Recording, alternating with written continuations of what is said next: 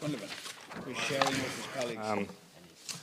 Firstly, can I start off by thanking my colleague, Deputy John Brady, for bringing forward this motion. It's really, really important motion. There's not one of us who has a constituency office doesn't have people coming into him, probably on a weekly basis at least, probably more than that sometimes, in stress, terrified, being brought to JobPath, being forced to go on courses that have no relation to what they want to do with their life, what they hope to achieve with their life. Minister, you know, you live in an adjoining constituency to myself. I wish Minister Doherty was here, which she's not. You live in an adjoining constituency to myself. Limerick City has 8 out of 10 unemployment black spots. It's a national disgrace that hasn't been challenged.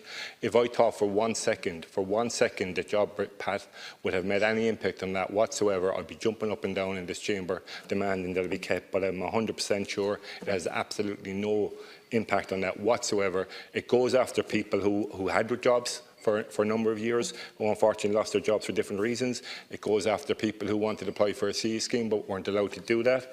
It goes after people who, for various reasons, as been mentioned earlier, have issues around childcare, people in rural areas who don't have access to transport, being brought to meetings that are absolutely pointless, same meetings week in, week out.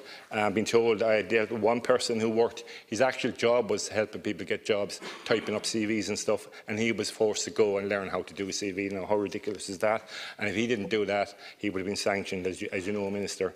Minister, this is really out of the Margaret Thatcher Tory playbook, and you know it yourself. And Sinn Féin, it's not just ourselves, we're of the firm opinion that JobPath has totally failed. People who lose their jobs and are trying to get back into the workforce need help, support and guidance, but unfortunately most have been left wanting after their engagement with TUSNUA and CTEC. It's not just Sinn Féin who think JobPath has failed. Today in the AV room, and I didn't really have to hear their presentation to realise how bad it was. I deal with these people every single day, or every single week at least anyway. In the AV room we heard from Dr Tom Boland and Dr Ray Griffin from the Waterford Institute of Technology Unemployed Research Collaborative, and they give a damning account of JobBridge programme. It was described as an expensive construction of a really negative experience. They outlined how the interviews with people who engage with JobPath detailed situations where people who signed up for jobs totally unskilled to their abilities.